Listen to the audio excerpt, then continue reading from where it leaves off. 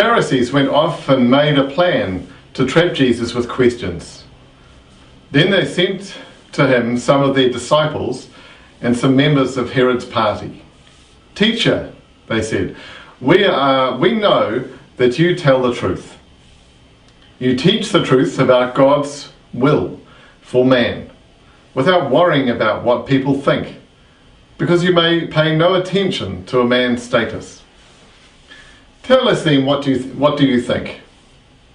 Is it against our law to pay taxes to the Roman emperor or not?" Jesus, however, was aware of their evil plan, and so he said, "You hypocrites, why are you trying to trap me? Show me the coin for paying the tax." They brought him the coin, and he asked them, "Whose face and name are these?" "The emperor's," they answered. So Jesus said to them, "Well then, pay to the emperor what belongs to the emperor, and pay to God what belongs to God." So Stephanie, how did you find the reading this morning? Well, I kind of had a smile to myself. I think Bill English, our Minister of Finance, would be very pleased to hear that Jesus is telling people they have to pay their taxes. Right. But flippancy aside, I think it's quite an overarching reading about rendering to God what's God's. And I think, okay, so in my life, what's God's? Yes.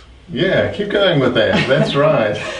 Well, I kind of think that there's a danger in this reading of splitting things, that, you know, that money and wealth are bad and they only belong to Caesar, and everything else is, you know, or our hearts belong to God. So that's a materialistic thing, and something that's non-material, spiritual, or something. That's right. And I think there's a danger in that, because I think Jesus really came to bring life to everyone through all means. Okay.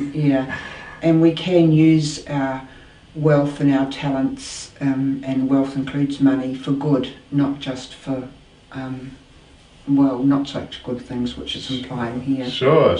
And also the way we conduct ourselves and the way we handle ourselves, which is something non-materialistic, could be used for God as well. And you know, there's something about employment relations, for example, you know, which is something topical for me, we could say, which is quite contractual.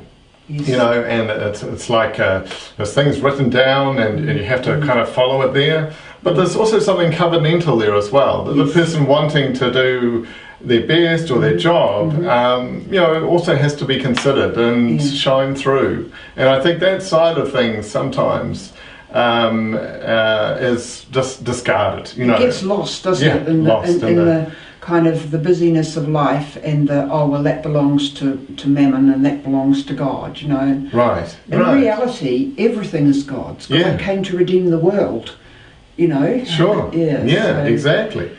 And we've got something here which is, you know, something symbolic, I suppose, of that contract with the state. But also, you know, there's something covenantal, something far more intangible, that's far larger and far deeper, that's going to sustain our society than just wealth or something, you know, in agreement there. I was kind of thinking, when you used that word covenantal, I was thinking like you're married with a family. Yeah. And in a way, your whole life is covenantal. If you chose to live it on the kind of the legalistic level, which is kind of what's going on here, what's the legal thing and what's the heart thing, you'd be in trouble. Right. You know? It's got to be covenantal to make it real. It's a great reminder, and elections are coming up as well, and you know, how are we going to place our votes for people who are going to respond to their calling, and that's often overlooked, I think. And even that thing of rendering to Caesar what's Caesar's, but also perhaps using some of that to help the poorer people. Right. I heard on the radio that